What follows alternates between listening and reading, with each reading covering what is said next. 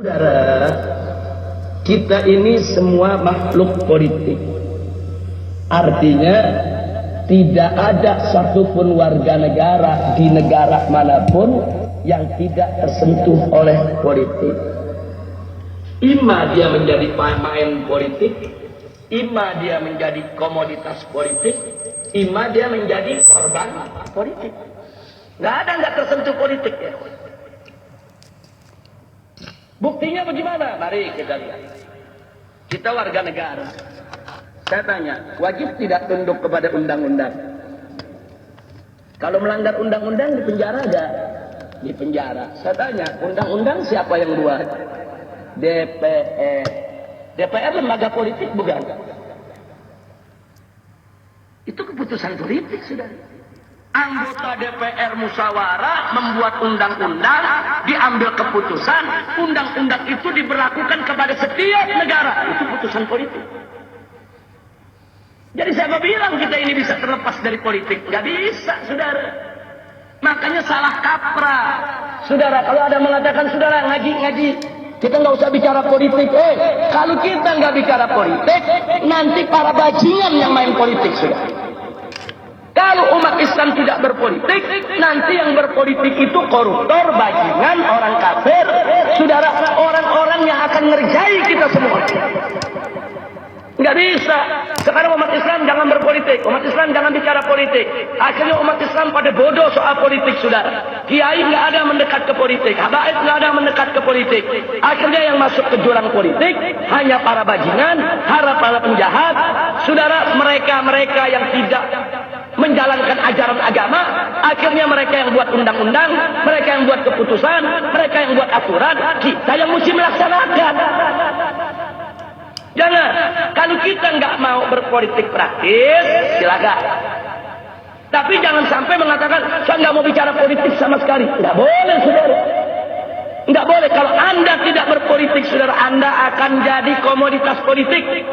Berapa banyak majelis-majelis taklim menjadi komoditas politik, saudara? Hanya dijadikan sekrup oleh partai politik. Begitu lagi pilpres, begitu lagi pilkada, bantuan diberikan kepada berbagai macam majelis-majelis taklim untuk dukung calon ini, dukung calon itu, dukung partai ini, dukung partai itu. Itu namanya komoditas politik. Hanya diperalat kok, cuma dijadikan sekrup kok. Tanpa majelis-majelis taklim tadi, saudara, punya hak untuk menentukan siapa calonnya. Cuma dijadikan sekrup untuk memperkuat orang lain. Maka itu kita katakan di sini khususnya kepada generasi muda yang punya bakat politik, masuk politik. Tapi ingat, kalau Anda mau jadi politisi, kalau Anda mau jadi pemimpin di negeri ini, dari mulai Anda muda, dari mulai sekarang, jangan melakukan suatu pekerjaan yang akan menyulitkan Anda di masa depan. Jangan mencuri, jangan berzina, jangan menenggak minuman keras. Saudara, jangan berbuat yang asusila. Ini anak-anak muda, subhanul yawm rijalul ghad, pemuda hari ini, pemimpin di hari yang akan datang. Kalau hari ini Anda melakukan tindakan-tindakan asusila, tindakan-tindakan amoral, itu akan terus melekat sampai Anda dewasa nanti. Dan bahaya kalau Anda punya segudang kekurangan, segudang celah, segudang kejahatan, jangan terjun di politik. Berbahaya. Kenapa? Sebab kejahatan Anda, kebejatan Anda, keburukan Anda akan dijadikan alat oleh musuh untuk memeras Anda. Itu akan terjadi pemerasan politik. Bikin undang-undang macam ini ya. Kalau kau nggak setuju, ini nanti kejahatanmu kami ungkap. Bikin aturan seperti ini ya. Kalau kau nggak setuju, ini nanti kebejatanmu akan kami sebarluaskan ke tengah masyarakat. Ini namanya pemerasan politik. Jadi kalau Anda mau jadi pemimpin di negeri ini, kayak anak-anak muda, Anda mau jadi anggota dewan, Anda mau jadi menteri, Anda mau jadi presiden, dari sekarang jadilah pemuda yang bersih. Bersih. Bersih akidahnya, bersih syariatnya, bersih akhlaknya. Sehingga begitu ke depan Anda menjadi pemimpin bangsa, tidak ada yang bisa memeras Anda. Nggak ada yang bisa ngancam, nggak ada. Anda bisa dengan bebas mengambil keputusan tanpa ancaman, tanpa pemerasan politik. Nah ini yang mesti ditanamkan ke anak-anak muda kita. Jangan anak-anak muda kita diajarin dari muda, jangan berpolitik, jauhkan diri dari politik. Nah kalau anak muda yang bagus pada jauh dari politik, yang main politik narkobais semua. Nah kalau pecandu narkoba main politik, akhirnya besok ada undang-undang melindungi narkoba. Nah, jadi sekali lagi ya kawan, jangan sampai kita termakan. Saya tidak suka ikut partai politik, saya nggak mau ikut politik praktis, tapi saya tidak boleh buka politik. Harus tahu politik, harus ngerti politik. Bagaimana politik yang dimainkan oleh musuh-musuh Islam. Sehingga kalau kita tahu langkah mereka, kita akan melakukan langkah-langkah untuk mengkanter dan melawan kejahatan politik mereka. Ya, kira-kira jelas tidak? Seperti sekarang, kita teriak, udah nggak usah ikut politik, udah nggak ikut politik. Besok ini yang akan milih gubernur di Jakarta ini adalah warga, saudara.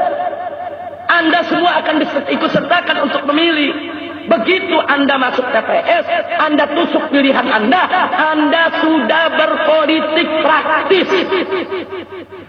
Siapa bilang Anda nggak berpolitik? Omong kosong. Saudara, dan posisi kita sekarang dilematis. Ada mengatakan baik, saya nggak mau berpolitik, saya nggak mau masuk kotak TPS dan seterusnya. Baik, kalau Anda golput terus orang kafir lagi yang menang. Ingat, pada pemilihan gubernur yang lalu, saudara, di Jakarta yang menang adalah golput. Yang menang golput, saudara, di Jakarta. Catat itu baik-baik ya kawan. Itu yang milih Jokowi Ahok dengan yang milih Fauzi Bowo ketika itu, saudara. Hanya sedikit perbedaannya, saudara. Hanya antara 2,1 sama 2,2 juta. Tapi yang jadi golput lebih dari 2,6 juta. Tidak datang ke TPS dan tidak memberikan hak suara. Nah saya minta kepada yang golput-golput itu, hari ini yuk sama-sama kita berjihad. Yuk sama-sama kita berjuang. Yuk kita datangi itu TPS-TPS. Kita berikan suara kita untuk calon gubernur muslim. Harus muslim yang menang. Harus berjuang. Bukan saatnya lagi ini kita golput ini. Suara Anda dibutuhkan umat. Suara Anda dibutuhkan oleh perjuangan ini. Suara Anda dibutuhkan oleh saudara-saudara Anda di ibu kota ini untuk menuju Jakarta yang berakhlak, Jakarta yang bersyariat, Jakarta yang lebih baik, saudara. Singkirkan dululah perbedaan pendapat kita soal demokrasi haram atau bagaimana, soal ini togut atau bukan togut. Kita sibuk, saudara, berdebat soal hukum demokrasi, berdebat soal status togut atau bukan togut, saudara. Faktanya kepemimpinan di Jakarta diambil oleh orang kafir. Ini fakta. Jadi singkirkan perdebatan kita. Cukup kita berdebat di forum-forum terbatas. Silakan masing-masing untuk menyampaikan hujahnya, sudah. Silakan. Akan tetapi urusan kepemimpinan di Jakarta menjadi kewajiban kita bersama. Harus kita rebut. Jangan lagi berikan kesempatan kepada orang kafir untuk memimpin Jakarta, ya buat. Kira-kira yang saya sampaikan jelas tidak? Jadi jangan kaget kalau ceramah saya mau di majelis ke, mau di masjid ke, saudara, mau di luar, di panggung, di mana saja, saudara, tetap saya akan giring umat untuk mengenal Islam yang komprehensif. Islam itu akidah, syariat dan akhlak. Islam itu ibadat dan muamalat. Islam itu, saudara, bukan hanya mengatur urusan akhirat, tapi Islam juga mengatur urusan dunia. Islam itu akidah, syariat dan akhlak. Islam itu dunia akhirat. Islam itu ibadat dan muamalat. Saudara, Islam itu bukan hanya mengatur sholat, puasa, zakat dan haji saja, tapi Islam juga punya perangkat aturan untuk mengatur urusan bisnis, perdagangan, perbankan, politik, tata negara. Islam ini lengkap. Allah nyatakan dalam Al-Quran, faqala ta'ala li nabiyyi sayyidina Muhammadin sallallahu alaihi wasallam, al-yawma akmaltu lakum dinakum. Hari ini telah aku sempurnakan bagi kamu sekalian agamamu. Islam agama yang sempurna. Jadi jangan ada mengatakan jangan berpolitik. Kalau dia mengatakan begitu, seolah-olah Islam ini nggak punya aturan politik, saudara. Buka kitab fikih. Buka kitab fikih, saudara. Dalam kitab fikih, saudara, ada fiqh syiah. Ada fikih yang mengatur tentang hubungan internasional antara negara-negara Islam dengan negara di luar Islam. Dan juga di sana, saudara, ada fiqhun nuzul. Ada fikih yang mengatur tentang tata negara. Bagaimana cara mengangkat khalifah, apa syarat khalifah, bagaimana itu kepemimpinan harus diwujudkan dan seterusnya. Sampai-sampai Al-Imam Al-Mawardi Asy-Syafi'i mengarang kitab khusus dengan judul Al-Ahkamus Sultaniyah. Saudara, hukum-hukum yang berkaitan dengan pemerintahan. Siapa bilang Islam tidak punya aturan soal pemerintahan? Siapa bilang Islam tidak punya aturan untuk berpolitik? Siapa bilang Islam tidak boleh berpolitik, saudara? Ya, tapi jangan Islam diperalat untuk politik. Tidak boleh. Tapi berpolitiklah secara Islam, berpolitiklah secara syariat, berpolitiklah dengan cara yang tidak bertentangan dengan ajaran Nabi Muhammad Sallallahu Alaihi Wasallam. Nah, ini yang saya mau sampaikan, saudara. Jadi sekali lagi jangan kaget kalau dai front pembela Islam, para habaibnya, para kiainya di mana-mana, saudara. Di mana-mana mereka tidak diam dalam urusan politik. Saya tunjukkan di sini ada Habib Muhsin bin Ahmad Al-Attas. Ini berkali-kali, saudara, menjadi utusan, yaitu FPI gabung dengan beberapa komponen untuk menyelamatkan kepemimpinan di wilayah-wilayah mayoritas Muslim, tapi orang kafir yang jadi gubernur. Seperti di Kalimantan Barat, seperti di Kalimantan Tengah, saudara. Beliau kalau sudah musim pemilu, pilkada, itu bisa duduk sebulan di Kalimantan Tengah, bisa duduk sebulan di Kalimantan Barat, saudara, untuk menyatukan umat. Supaya jangan sampai kursi gubernur ini jatuh ke tangan orang kafir, saudara. Di Kalimantan Barat 2 kali kita jaga. Padahal sudah hampir kita berhasil, saudara. Tapi ada saja tuh tokoh-tokoh Islam yang dibayar kemudian dijadikan pemecah suara umat, saudara.